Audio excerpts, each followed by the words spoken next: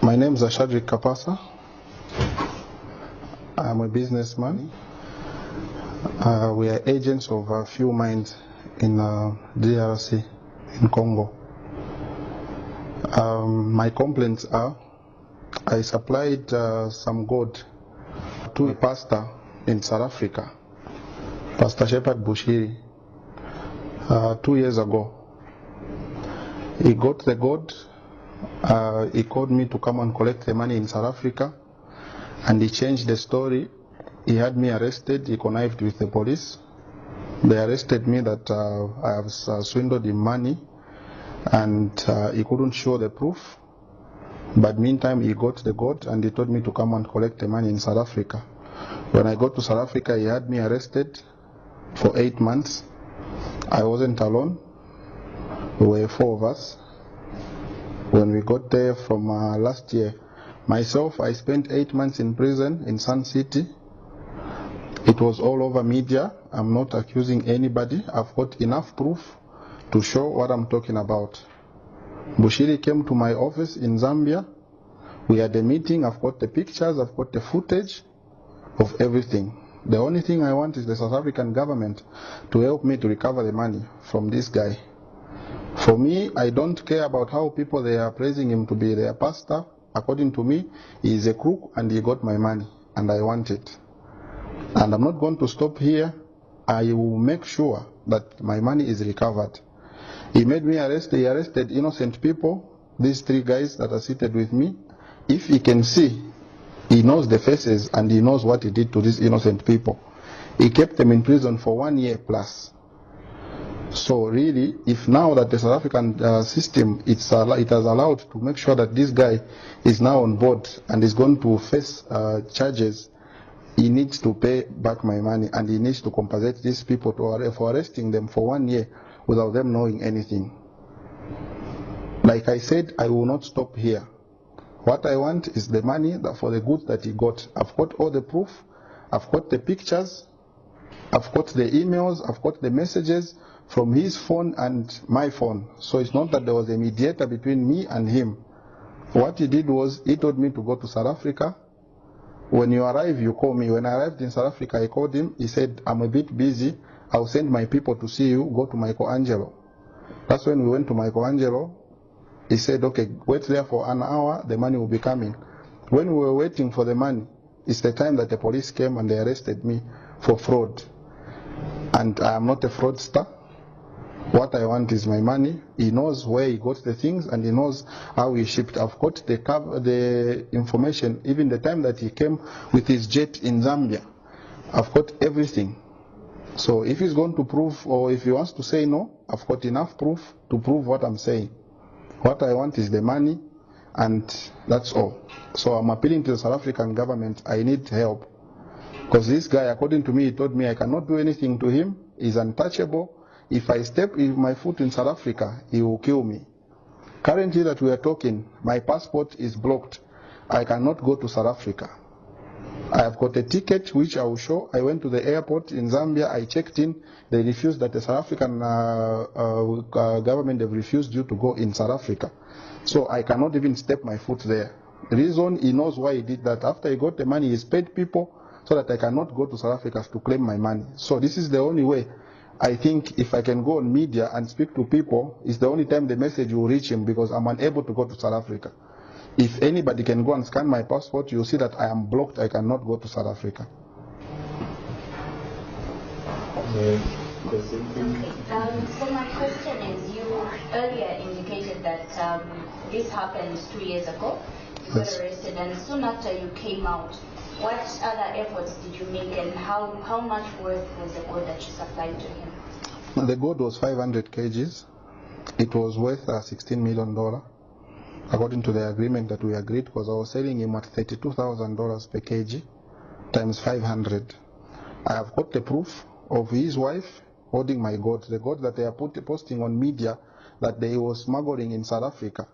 That is my consignment, and the wife knows very well. I've got more photos of more than what you are seeing on the media. That is his wife. His wife flew here. I've got pictures of him, myself, and his wife. I've got pictures of him and myself in his house in South Africa. I've got everything. Also, as a kind of effort, what efforts did you make after that to try and address the situation? The only effort I was making is to make sure that I'm released. Even my embassy in South Africa, they know. You can ask his Honorable Emmanuel Mwamba. He used to come to court also to follow up the case to make sure that we are treated fairly. And when we came out, I got threats that I'm going to be killed. I must make sure that I leave South Africa. I went to Pretoria at the embassy. I was given, because they caught my passport. They refused to give me the passport. So I went to the embassy. I got the traveling document. It's the one that I flew in with from South Africa to Zambia. From then, when I got the ticket, I wanted to go back and push to see if I can see other authorities for help. I found that I'm blocked in the South African system. I can't enter. So it's the only effort I've done. So if I am not allowed to go to South Africa, the only way I can is to go through media to make sure that everything is handled accordingly. I will testify to you that I've got pictures that Bushiri came to see me, and I've got evidence that shows that I gave Bushiri the goods that I'm talking about. And I've got evidence that I stayed in prison for 8 months in South Africa. Why I was arrested, I don't know. The only thing is I got acquitted at the court, commercial crime court where I was. They acquitted me. They said, we don't have evidence that really Bushiri gave you the money that is claiming, and yourselves, what we have seen is you don't have a problem, you can go back to your country. So if really I'm claiming, there is no way I can claim the court, there is no way I can claim the documents, everything that I'm talking to you. If you can ask Sun City, it's the prison in South Africa. My record and my names are there. I was in prison for 8 months. I have a contract that we signed. It wasn't a street business. We signed the contract. When I got to South Africa, he told me we should go to the South African High Court in Pretoria.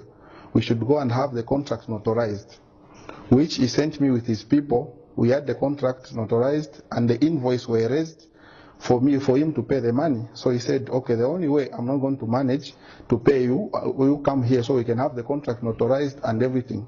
That's what made me to go to South Africa. Without knowing that, for me, I thought I'm going to see a businessman who came, and I have supplied. Anywhere when you supply goods, you don't get manifest. You supply the goods and then you get the money after. If it was a cash transaction, I would have told him to come with the money and then we exchange. But it was a contract. I worked according to how everybody works, and any company, we don't do cash business in such transactions.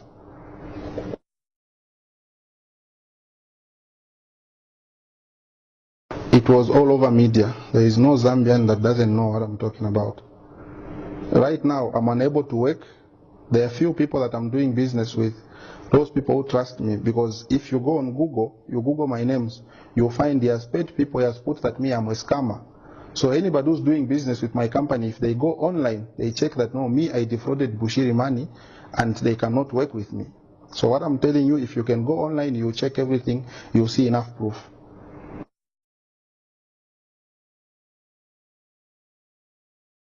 My advice is they should not trust the guy.